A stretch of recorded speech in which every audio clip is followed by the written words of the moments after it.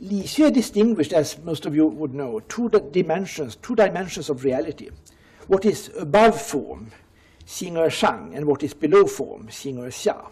Above form, we find Li and Dao, all pure and flawless. Below form, we find Qi, matter, material force, that substance which makes up all things. Below form, there is also another Qi, the object for which the first Qi provides the material. Qi may be contaminated and not pure, and all problems and difficulties that human beings are confronted with are rooted in this dimension of reality. These two dimensions, which in want of better words I call the metaphysical and physical dimensions, are not independently existing separate worlds, but belong together inextricably. They are two dimensions of one and the same reality. According to Lixue, humans are situated at the intersection of the two dimensions. More precisely, the human heart, which is the abode of our intellectual as well as our emotional faculties, is located at this intersection. Thus, in our hearts, the two dimensions meet, and a major goal of human cultivation is to see to it that the dimension above form, the 形而上 dimension, the metaphysical dimension, is in control of ourselves. In our hearts, two aspects of our nature, our xing, also meet, our pure potential nature of heaven and earth.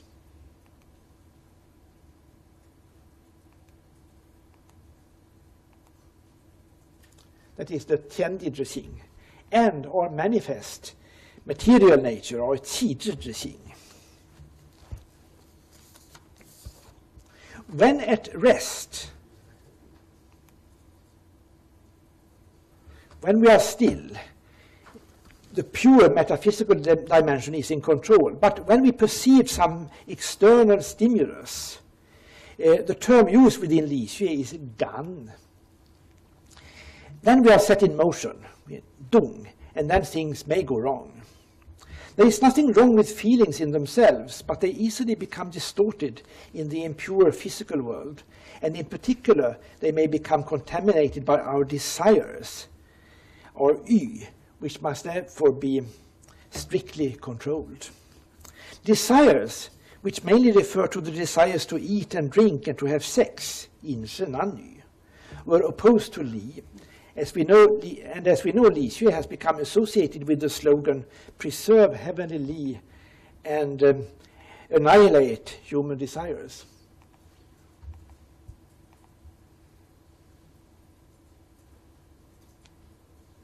In fact, this phrase gives an exaggerated idea of the extent to which Zhuxi was critical of desires. But it is true that a very skeptical view of desires permeates Lixue. Let us now return to Daizhen. In his view, it was wrong to distinguish between two dimensions of reality, as Zhuxi and his followers did. He argued that it was wrong to dichotomize Li and Qi and Li and desires, as Lixue did. In other words, he was a monist, not a dualist.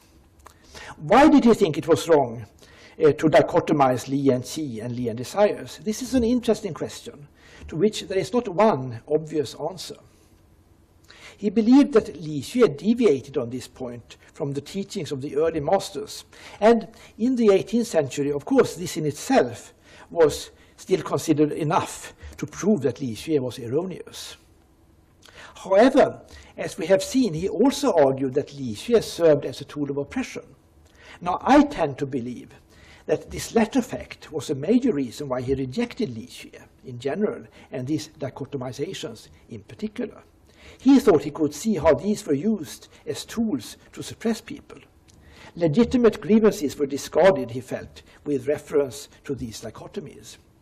One example is that Chengyi, one of the founding fathers of Lixue, had said, as most of you would also know, to die of starvation is a small thing, to lose one's chastity is a big thing. 恶事事小，时节时大. For Chengyi, to die of starvation was an example of not having one's desires satisfied. That is a rather minor thing. But to lose one's chastity was contrary to Li. That is something very serious. Daizhen, on the other hand, asked himself, how can dying of starvation be a minor thing? I have no reason to believe that Didron ever considered the possibility that some doctrine might indeed become an oppressive tool, although it represented the true ideas of the ancient sages and masters. Still, it is tempting to see his critique in a historical perspective as a small step away from the authoritarian mode of thought, according to which the way to seek philosophical truth is to understand the ideas of the sages, which are by definition true and valid, in the direction of a more modern way of thought, which gauges ideas in terms of intellectual criteria and or their practical implications. This is perhaps one of the theses of my talk this afternoon. Now, in the intellectual universe in which Didron operated, the classical Confucian texts were still considered sacred and authoritative. They defined what was true and right. But there were also thinkers who cautiously questioned the absolute authority of the classics. Zhang Xuecheng, who said that the 6 classics are all historical writings, Liu Jing Jie Shi Ye, all 6 classics are all historical writings, is one example. And I believe we can also find this idea implicit in Didron and his thinking. It's not surprising that the question whether philosophical ideas should be adopted or rejected on the basis of their practical implications or by means of some intellectual criteria, which is the focus of our interest in this lecture this afternoon, hardly emerged in the intellectual landscape of 18th century China. I do not think we can find any indication in Didron's writings that he ever thought about this question. Didron believed that the distorted views propounded by the Neo-Confucians could largely be explained in terms of Buddhist and Taoist influence. And he discerned at least 6 aspects of this influence. Now we must again recapitulate. I should have asked my friend Lawrence to come along and help me to operate this.